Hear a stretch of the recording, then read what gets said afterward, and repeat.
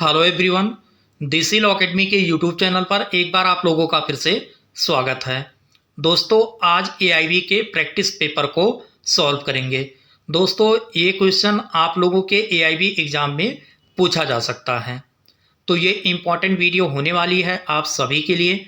तो आप लोगों से रिक्वेस्ट है, इस वीडियो को शुरू से लेकर लास्ट तक ज़रूर देखें। दोस्तों, इस वीडियो को लाइक करें और अधिक से अधिक लोगों तक शेयर करें, जिससे ये वीडियो अधिक से अधिक लोगों तक पहुंच सके और उनकी हेल्प हो पाए। दोस्तों, अगर चैनल पर नए हैं, अभी तक चैनल को सब्सक्राइब नहीं किया आप लोगों ने, तो जल्दी से चैनल को सब्सक्राइब करें और बेल आइकन को प्रेस करें, जिससे मेरी जो भी लेटेस्ट वीडियो आए उसकी नोटिफिकेशन आप लोगों तक पहुंचती रहे। तो चलिए दोस्तों, आज का सेशन स्टार्ट करते हैं।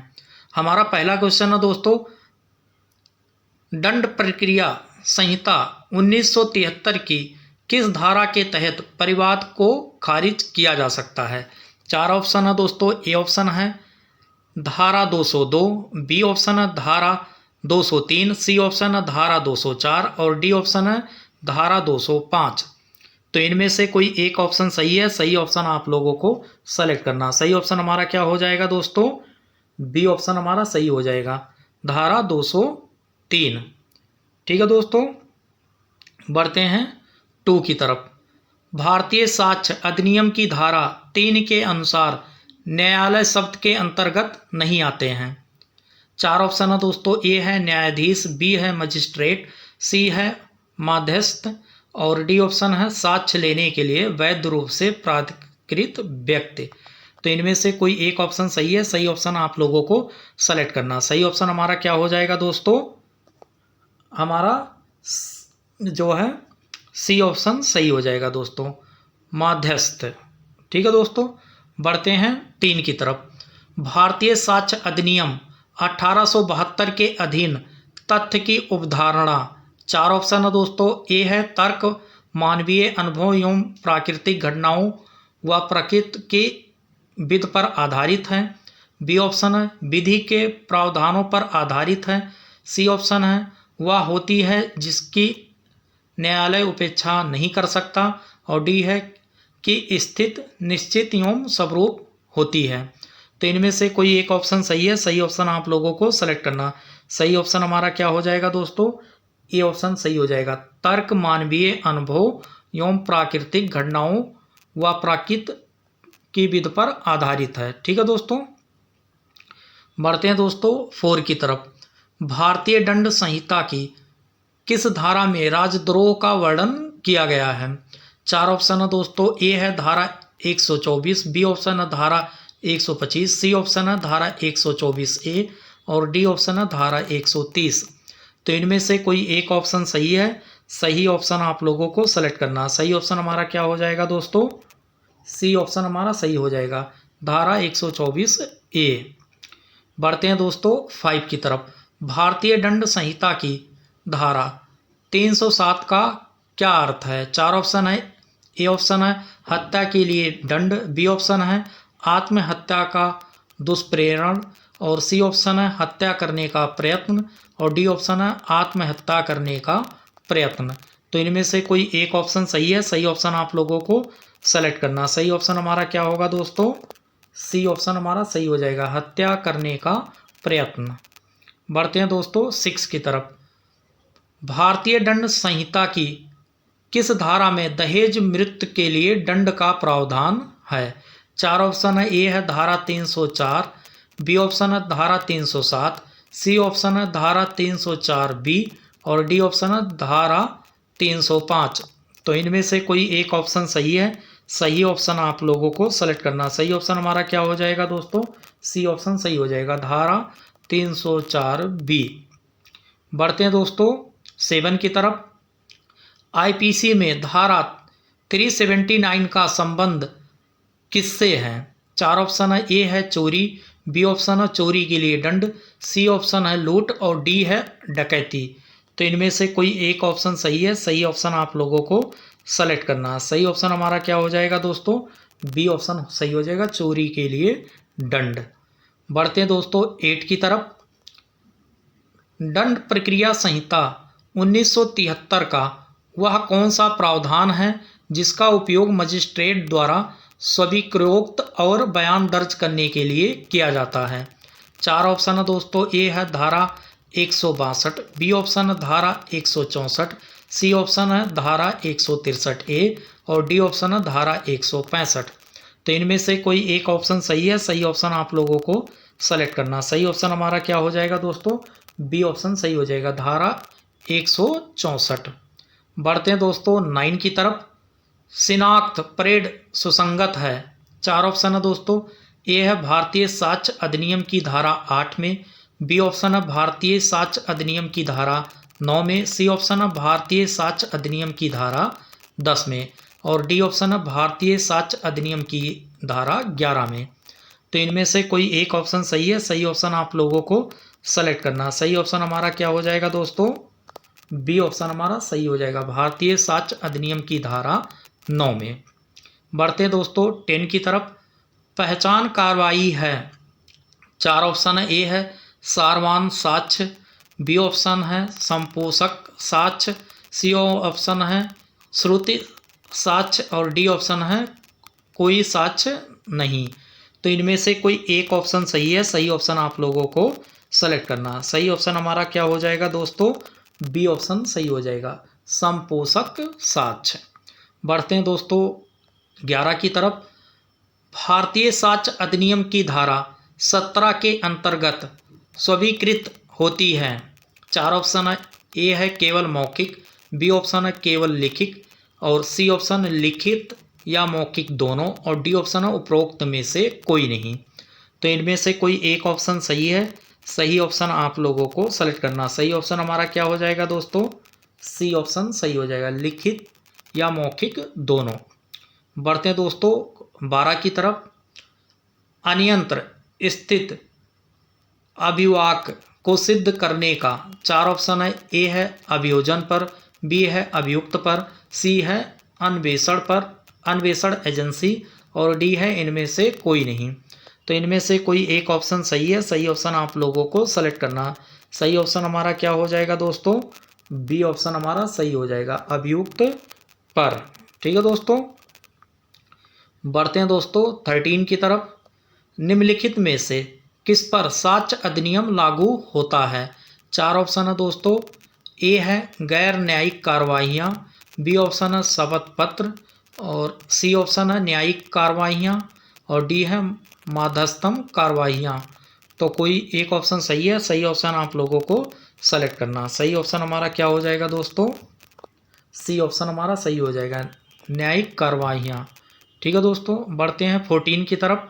भारतीय साक्ष्य अधिनियम किस दिन से प्रभावी हुआ? चार ऑप्शन है। ए है 15 मार्च 1872, बी ऑप्शन है 1 सितंबर 1872, सी ऑप्शन है 15 अगस्त 1872 और डी ऑप्शन है 15 सितंबर 1872। तो इनमें से कोई एक ऑप्शन सही है। सही ऑप्शन आप लोगों को सेलेक्ट करना। सही ऑप्शन हमारा क्या हो जाएगा दोस्तों? बी ऑप्शन हमारा सही हो जाएगा, 1 सितंबर 1872। बढ़ते हैं दोस्तों 15 की तरफ। यदि किसी मजिस्ट्रेट को परिवाद लिखित में किया जाता है जो अपराध का संज्ञान लेने के लिए सक्षम नहीं है, तो चार ऑप्शन है दोस्तों। ए है वह परिवाद खारिज कर देगा, बी ऑप्शन है वह इस प्रभाव की प्रविष्टि सहित उचित न्यायालय में इसे प्रस्तुत करने के लिए लौटा देगा, सी ऑप्शन है वह परिवाद का निर्णय करेगा और डी ऑप्शन है वह परिवादी को दंडित करेगा। तो इनमें से कोई एक ऑप्शन सही है। सही ऑप्शन आप लोगों को सेलेक्ट करना। सही ऑप्शन हमारा क्या हो जाएगा दोस्तों? बी ऑप्शन हमारा सही हो जाएगा, वह इस प्रभाव की प्रविष्टि सहित उचित न्यायालय में इसे प्रस्तुत करने के लिए लौटा देगा। बढ़ते दोस्तों 16 की तरफ। यदि पति ने किसी अन्य महिला से विवाह कर लिया है अथवा रखेल रखता है तो चार ऑप्शन है दोस्तों। ए है उसके साथ निवास करने से उसकी पत्नी द्वारा किया गया इनकार न्यायपूर्ण आधार है, बी ऑप्शन है उसके साथ निवास करने के लिए उसकी पत्नी हेतु न्यायपूर्ण आधार नहीं है और सी ऑप्शन है किसी अन्य व्यक्ति से विवाह कर लेने के लिए उसकी पत्नी हेतु न्यायपूर्ण आधार है, और डी है उपरोक्त में से कोई नहीं।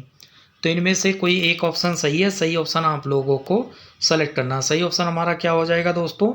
ए ऑप्शन सही हो जाएगा। उसके साथ निवास करने से उसकी पत्नी द्वारा किया गया इनकार न्यायपूर्ण आधार है। ये ऑप्शन सही होगा। ठीक है दोस्तों, बढ़ते हैं दोस्तों 17 की तरफ। आत्महत्या की धमकी देकर सहमत प्राप्त कर इस सहमत को, 4 ऑप्शन है दोस्तों। ए है उत्पीड़न से प्राप्त सहमत कहेंगे, बी ऑप्शन है अनुचित दबाव से प्राप्त सहमत कहेंगे, सी ऑप्शन है कपट से प्राप्त सहमत कहेंगे, और डी है इनमें से कोई नहीं। तो इनमें से कोई एक ऑप्शन सही है। सही ऑप्शन आप लोगों को सेलेक्ट करना। सही ऑप्शन हमारा क्या हो जाएगा दोस्तों? ये ऑप्शन सही हो जाएगा, उत्पीड़न से प्राप्त सहमत कहेंगे। बढ़ते हैं दोस्तों 18 की तरफ। नाबालिग का करार प्रारंभ से ही शून्य होता है से संबंधित वाद है। 4 ऑप्शन है दोस्तों। ए है कार्लिल बनाम कार्बोलिल स्मोक कंपनी, बी ऑप्शन है मोहरी बीवी बनाम धर्मदास घोष, और सी ऑप्शन है नेस बनाम इनमेन, और डी ऑप्शन है इनमें से कोई नहीं।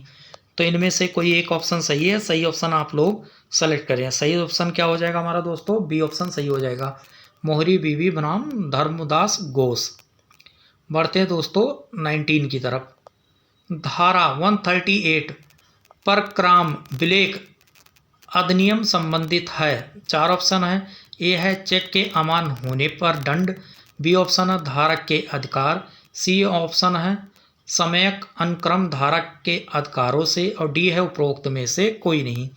तो इनमें से कोई एक ऑप्शन सही है। सही ऑप्शन आप लोगों को सेलेक्ट करना। सही ऑप्शन हमारा क्या हो जाएगा दोस्तों? ये ऑप्शन हमारा सही हो जाएगा, चेक के अमान्य होने पर दंड। बढ़ते हैं दोस्तों 20 की तरफ। इनमें से किसी भरण पोषण का अधिकार नहीं होता है। 4 ऑप्शन है दोस्तों। ए है अविवाहित पुत्री, बी ऑप्शन है निर्धन माता पिता, सी है शारीरिक रूप से असमर्थ वयस्क पुत्र, और डी है विधवा पुत्री। तो इनमें से कोई एक ऑप्शन सही है। सही ऑप्शन आप लोगों को सेलेक्ट करना। सही ऑप्शन हमारा क्या हो जाएगा दोस्तों? डी ऑप्शन सही हो जाएगा, विधवा पुत्री। बढ़ते हैं दोस्तों 21 की तरफ। किसी मुसलमान का अपनी सगी बहन से विवाह होना। 4 ऑप्शन है। ए है वैध, बी है शून्य, और सी ऑप्शन है अवैध, और डी है इनमें से कोई नहीं। तो इनमें से कोई एक ऑप्शन सही है। सही ऑप्शन आप लोगों को सेलेक्ट करना। सही ऑप्शन हमारा क्या होगा दोस्तों? हमारा सी ऑप्शन सही हो जाएगा, अवैध। बढ़ते हैं दोस्तों 22 की तरफ। दंड प्रक्रिया संहिता की कौन सी धारा के अधीन एक पुलिस अधिकारी किसी अभियुक्त को अजमानती बाद में जमानत पर रिहा कर सकता है? 4 ऑप्शन है। ये है धारा 336, बी ऑप्शन है धारा 337, सी ऑप्शन है धारा 437, और डी ऑप्शन है धारा 436। तो इनमें से कोई एक ऑप्शन सही है। सही ऑप्शन आप लोगों को सेलेक्ट करना। तो सही ऑप्शन हमारा क्या होगा दोस्तों? सी ऑप्शन हमारा सही हो जाएगा, धारा 437। ठीक है दोस्तों, बढ़ते हैं दोस्तों क्वेश्चन 23 की तरफ।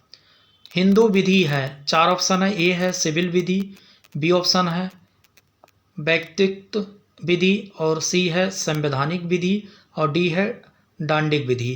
तो इनमें से कोई एक ऑप्शन सही है। सही ऑप्शन आप लोगों को सेलेक्ट करना है।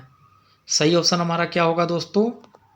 बी ऑप्शन सही होगा, वैयक्तिक विधि। ठीक है दोस्तों, बढ़ते हैं दोस्तों 24 की तरफ। कुआरा रहने के लिए किया गया एक करार है। 4 ऑप्शन है वैध, बी ए ऑप्शन है अवैध, बी ऑप्शन है शून्य, सी ऑप्शन है अपरिवर्तनीय, डी है शून्यकरणीय। तो इनमें से कोई एक ऑप्शन सही है। सही ऑप्शन आप लोगों को सेलेक्ट करना। सही ऑप्शन हमारा क्या होगा दोस्तों? बी ऑप्शन हमारा सही हो जाएगा, शून्य। ठीक है दोस्तों, बढ़ते हैं दोस्तों 25 की तरफ। आपसी सहमत द्वारा तलाक का सिद्धांत हिंदू विवाह अधिनियम 1955 में किस वर्ष समाविष्ट किया गया था? 4 ऑप्शन है दोस्तों। ए है 1956 में, बी है 1961 में, सी है 1980 में और डी है 1976 में। तो इनमें से कोई एक ऑप्शन सही है। सही ऑप्शन आप लोगों को सेलेक्ट करना। सही ऑप्शन हमारा क्या हो जाएगा दोस्तों? डी ऑप्शन सही हो जाएगा, 1976 में। बढ़ते हैं दोस्तों 26 की तरफ। साक्ष्य से अभिप्रेत है और उसमें सम्मिलित हैं।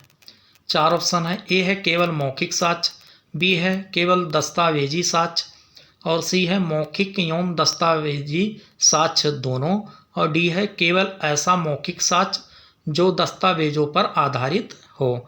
तो इनमें से कोई एक ऑप्शन सही है। सही ऑप्शन आप लोगों को सेलेक्ट करना। सही ऑप्शन हमारा क्या होगा दोस्तों? सी ऑप्शन हमारा सही हो जाएगा, मौखिक एवं दस्तावेजी साक्ष्य दोनों। बढ़ते हैं दोस्तों 27 की तरफ।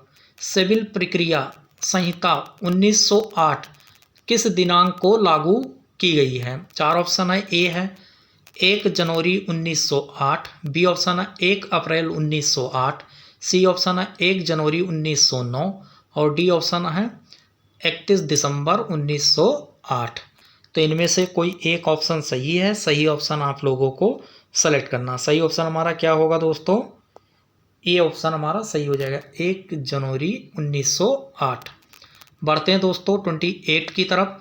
भारतीय दंड संहिता 1860 में आपराधिक कानून संशोधन अधिनियम 2013 द्वारा निम्नलिखित में से कौन सा भाग डाला गया है? चार ऑप्शन है दोस्तों। ए है धारा 376 ए, बी ऑप्शन है धारा 376 बी, सी ऑप्शन है धारा 166 ए, 166 बी और 354 सी और डी है उपरोक्त सभी। तो इनमें से कोई एक ऑप्शन सही है। सही ऑप्शन आप लोगों को सेलेक्ट करना। सही ऑप्शन हमारा क्या हो जाएगा दोस्तों? डी ऑप्शन सही हो जाएगा, उपरोक्त सभी। ठीक है दोस्तों। बढ़ते हैं 29 की तरफ। भारतीय दंड संहिता की धारा 353 का क्या अर्थ है? चार ऑप्शन है। ए है स्त्री की लज्जा भंग करने के आशय से उस पर हमला या आपराधिक बल का प्रयोग, बी ऑप्शन है लोक सेवक को अपने कर्तव्य के निर्वहन से भयोप्राप्त करने के लिए हमला या आपराधिक बल का प्रयोग, सी ऑप्शन है गंभीर रूप से किसी व्यक्ति को घायल कर देना और डी है साधारण चोट। तो इनमें से कोई एक ऑप्शन सही है। सही ऑप्शन आप लोगों को सेलेक्ट करना। सही ऑप्शन हमारा क्या हो जाएगा दोस्तों? बी ऑप्शन हमारा सही हो जाएगा, लोक सेवक को अपने कर्तव्य के निर्वहन से भयोप्राप्त करने के लिए हमला या आपराधिक बल का प्रयोग। बढ़ते हैं दोस्तों 30 की तरफ। निम्नलिखित कथन पर विचार करें और सही उत्तर चुनें। चार ऑप्शन है। ए है जस्टिस वर्मा समिति की सभी सिफारिशें आपराधिक कानून संशोधन अधिनियम 2013 में शामिल हैं, बी ऑप्शन है न्यायमूर्ति वर्मा समिति की कुछ सिफारिशें आपराधिक कानून संशोधन अधिनियम 2013 में शामिल हैं और सी ऑप्शन है जस्टिस वर्मा समिति की अधिकांश सिफारिशें आपराधिक कानून संशोधन अधिनियम 2013 में शामिल हैं। डी है उपरोक्त में से कोई नहीं। तो इनमें से कोई एक ऑप्शन सही है। सही ऑप्शन आप लोगों को सेलेक्ट करना है। तो हमारा सही ऑप्शन क्या होगा दोस्तों? डी ऑप्शन सही हो जाएगा, उपरोक्त में से कोई नहीं। बढ़ते हैं दोस्तों 31 की तरफ। आईपीसी की धारा 490 ए के तहत क्रूरता में शामिल है। चार ऑप्शन है। ए है महिला का उत्पीड़न, बी है केवल शारीरिक क्रूरता, सी है मानसिक क्रूरता ही और डी ऑप्शन है पत्नी द्वारा क्रूरता। तो इनमें से कोई एक ऑप्शन सही है। सही ऑप्शन आप लोगों को सेलेक्ट करना। सही ऑप्शन हमारा क्या होगा दोस्तों? ए ऑप्शन सही हो जाएगा, महिला का उत्पीड़न। बढ़ते हैं 32 की तरफ। केवल जुर्माने के साथ दंडनीय अपराध के मामले में एक अपराधी जिसे 100 रुपये से अधिक का जुर्माना देने की सजा दी जाती है, जुर्माने के भुगतान के डिफॉल्ट में कारावास से अधिक नहीं होगा। चार ऑप्शन है दोस्तों। ए है 1 साल, बी ऑप्शन है 6 महीने, सी ऑप्शन है 4 महीने, डी है 2 महीने। तो इनमें से कोई एक ऑप्शन सही है। सही ऑप्शन आप लोगों को सेलेक्ट करना। सही ऑप्शन हमारा क्या हो जाएगा दोस्तों? बी ऑप्शन सही हो जाएगा, 6 महीने। ठीक है दोस्तों। तो दोस्तों आज का सेशन यहीं पर समाप्त करते हैं। अगर वीडियो अच्छी लगी हो तो इस वीडियो को लाइक करें और अधिक से अधिक लोगों तक शेयर करें, जिससे ये वीडियो अधिक से अधिक लोगों तक पहुंच सके और उनकी हेल्प हो पाए। दोस्तों, अगर चैनल पर नए हैं, अभी तक चैनल को सब्सक्राइब नहीं किया आप लोगों ने, तो जल्दी से चैनल को सब्सक्राइब करें और बेल आइकन को प्रेस करें, जिससे मेरी जो भी लेटेस्ट वीडियो आए उसकी नोटिफिकेशन आप लोगों तक पहुंचती रहे।